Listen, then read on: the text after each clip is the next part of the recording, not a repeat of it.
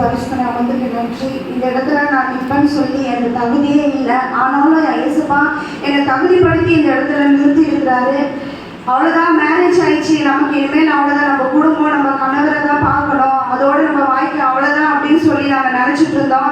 ஆனால் அப்படியே இல்லை. ஆண்டவர் எங்களை அதுக்காக அழைக்கல, அவருக்காக நாங்கள் ஊழியம் செய்யணும், கடைசி வரைக்கும் அவருக்கு திறப்புல நிற்கணும், பிள்ளைங்களை எப்படி நடத்தணும், கணவருக்கு எப்படி கீழ்ப்படிந்து நடக்கணும், அநேகருக்கு நம்ம சாட்சியா எப்படி வாழணும், நம்ம சுவிசேஷம் எப்படி ஜனங்களுக்கு சொல்லணும், நம்ம எப்படி ஜெபிக்கணும், எப்படி ஆண்டவர் ஒவ்வொரு நாளும் நம்ம தேடணும், இரவு பகலும் அவருடைய வேதத்துல தியானமா இருந்து ஒவ்வொரு நாளும் அவரை துதிக்கணும், அநேகருக்காக நம்ம ஜெபம் பண்ணணும். ஐந்து போற ஜனங்க இன்னைக்கு வாலிப பிள்ளைங்க எவ்வளவோ இன்னைக்கு சின்ன பிள்ளைங்க முதியோர் வரை பாலியல் வன்கொடுமையால் பாதிக்கப்பட்டு ஒவ்வொரு நாளும் அந்த தேசத்துல நம்ம நியூஸ் பார்க்கிறோம். நிறைய காரியங்கள்லாம் நமக்கு அதை பார்க்கும்போது ரொம்ப வேதனையா இருக்குது. அப்படிப்பட்ட மக்களுக்கெல்லாம் நம்ம நல்லா ஜெபம் பண்ண ஆண்டவருடைய சுவிசேஷத்தை சொல்லணும். இன்னைக்கு ஆண்டவருடைய வருகை சமீபமா இருக்குது. நம்ம குடும்பங்கள் எல்லாம் ரட்சிக்கப்படணும், இந்த தேசத்துல இருக்கிற ஜனங்கள் ரட்சிக்கப்படணும், இந்த கிராமத்துல இருக்கிற ஜனங்கள் ரட்சிக்கப்படணும்.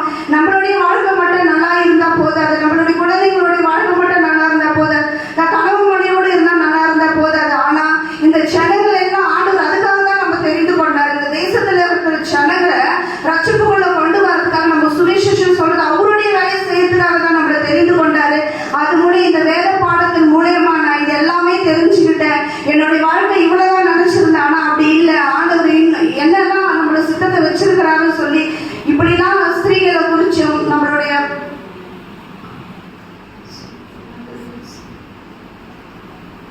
அப்படின்னு நான் தெரிஞ்சுக்கிட்டேன் இந்த பாடத்தின் மூலயமா. அதுக்காக கத்துக்கு கொடாதக்கூடிய நன்றி. அது மட்டும் இல்லை, எனக்கு கடன் பிரச்சனைகள் அதிகமா இருக்கும். நான் ஊழியத்துல செய்வேன், ஆனா எனக்கு கடன் பிரச்சனை ரொம்ப அதிகமா இருந்ததுனால என்னால நிலைச்சியே நிற்க முடியாது.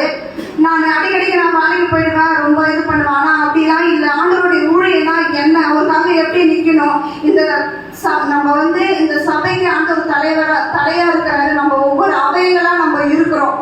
அந்த ஒரு அவையோ இந்த ஒரு கை இருந்தா கால் எது பாதிக்கப்பட்டாலும் அது ஆண்டவருக்கு அது ரொம்ப கஷ்டமா இருக்கும். அப்போ நம்ம என்ன பண்ணணும்னா அவருக்கு எந்த ஒரு பாதிப்பும் நம்ம கொண்டு வரக்கூடாது. ஆண்டவருக்காக நம்ம எல்லாவற்றையும் அவருக்கு பிரியமா நடக்கணும். அவர் எது பிடிக்குமோ அதுதான் நம்ம செய்யணும். நமக்கு பிரியமானது எல்லாவற்றையும் அவர் செய்து முடிக்கணும். கர்த்தர் கொடாதபடி நன்றி.